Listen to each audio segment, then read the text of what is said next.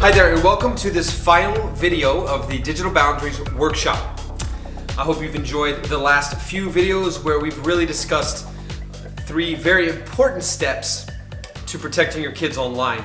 But I have to say that this 4th step is the most important and most critical step in the entire plan.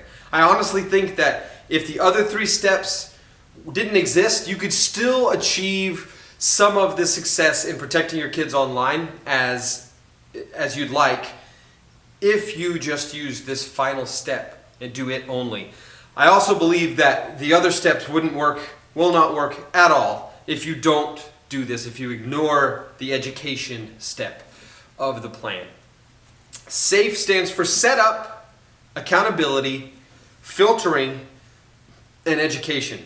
Education is critical because of a few reasons. The first reason is that this digital environment your kids are growing up in is ever changing. It's ever growing. And so you have to continue your research.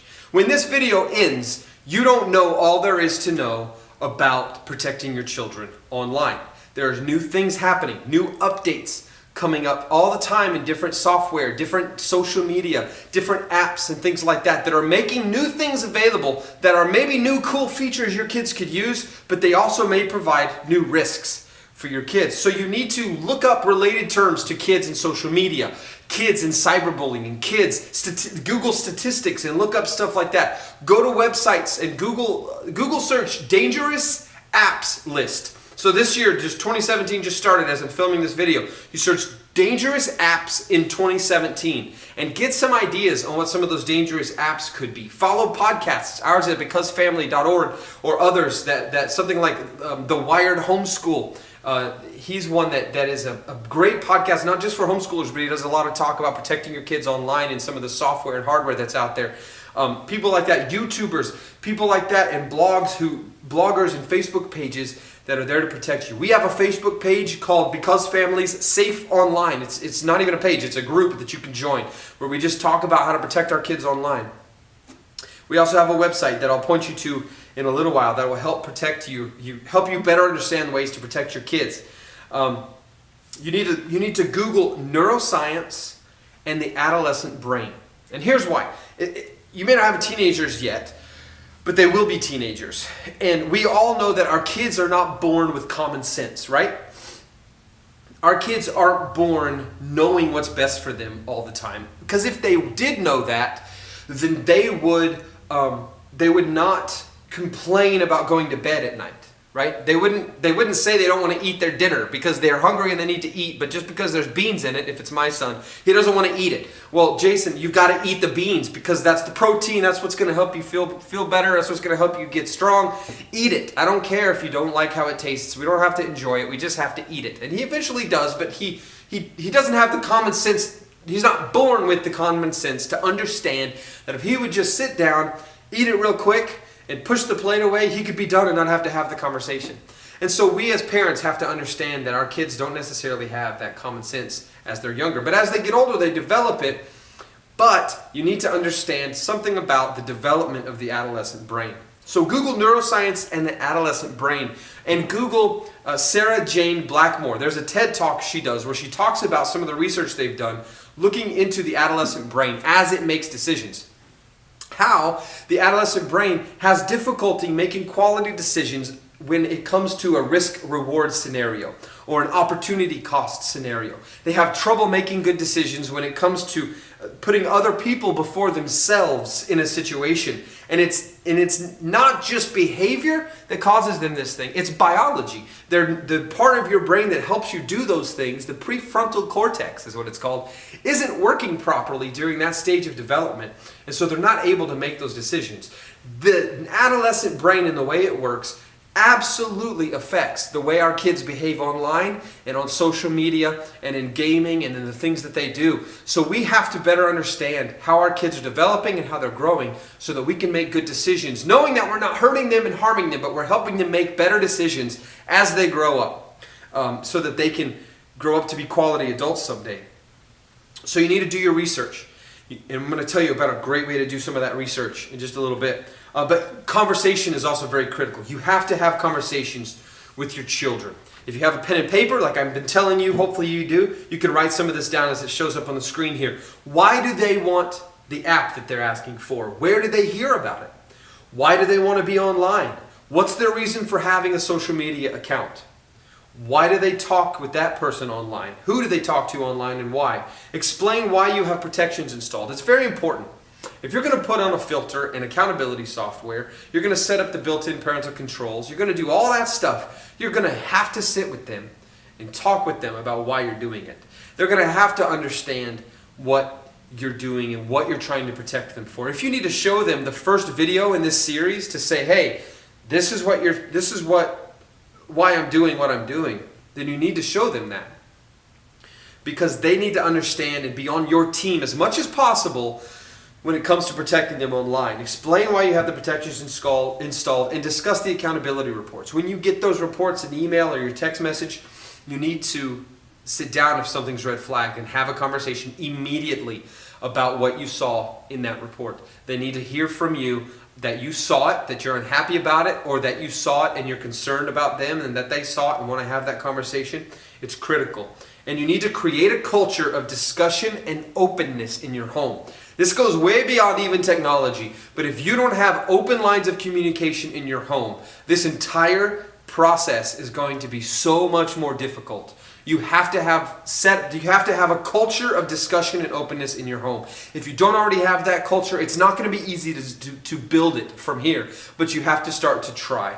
And that means you have that conversation. I remember being a young man, a teenager, and I would get home late from work because I worked in a job where I got done at 10:30, 11 o'clock at night, and then we'd go hang out with friends late. And I would go in my house, and if I was having some struggles or some difficulty, my mother, who was a single mother, would be in bed sleeping so she could get up early and go to work at the hospital the next day. But I always knew all I had to do was get in there and shake her foot. She'd wake up and we could talk. And whether you want to be awakened in the middle of the night or not, I don't know. But that type of culture of communication and knowing who they can go to if something is happening and they need to know something, you need to be that person and they need to be able to know that you're that person. So you have to create a culture of discussion and openness in your home. And I highly recommend you start it young. Even with you have little kids. I talk to people all the time and say, well, my kid's only 2 or 3 years old. I don't know what to do. Start building that conversation of openness and discussion, even when they're young, and about the apps that they like to play and the TV shows that they like to watch. Watch it with them. Talk to them about why they like it so that they're used to discussing with you the things that they're into and the things that they love. So if you have any questions about education, please email me at kmichaelprince@gmail.com. And I'd like to finish up with a couple things. Because Family is a ministry, a nonprofit organization, and we're missionaries actually through the Assemblies of God. And so I'm going to tell you about a very important resource in just a second. But I also want to tell you about I mentioned already in a couple other videos, BecauseFamily.org/partnership, where you can use some of the affiliate links we have. We also have ways there that you could donate to our ministry. This video is free to you, and I'm trying to offer this as a service because I can't get in every living room that there is in the country. Even though we bought an RV to try it, I can't necessarily do it. It's an unachievable goal. So that's why this video is available. It's free to you for your viewing and for you to learn. But if you go to BecauseFamily.org/partnership, there you can just give a little back to help us out and help us keep traveling and doing ministry and help us keep doing videos like this. Also, if you go to safe.becausefamily.org, that is one of the new greatest resources we're able to give you right now.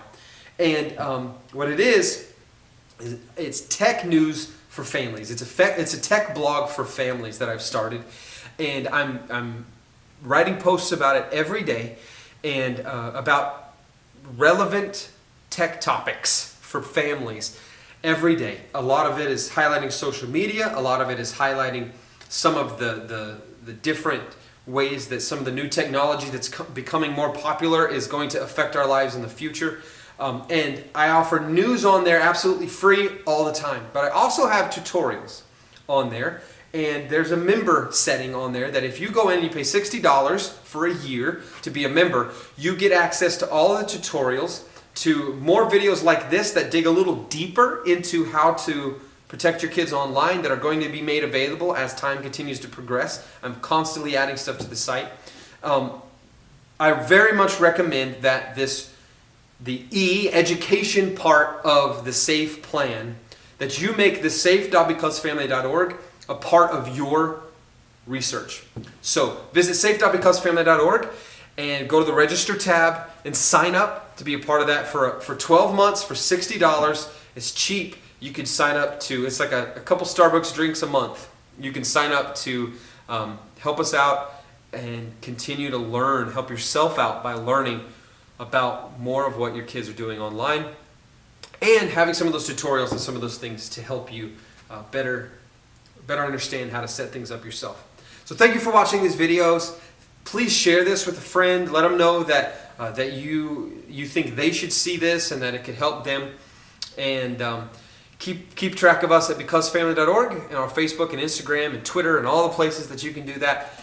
And we thank you again for watching, and we'll see you hopefully over at safe.becausefamily.org.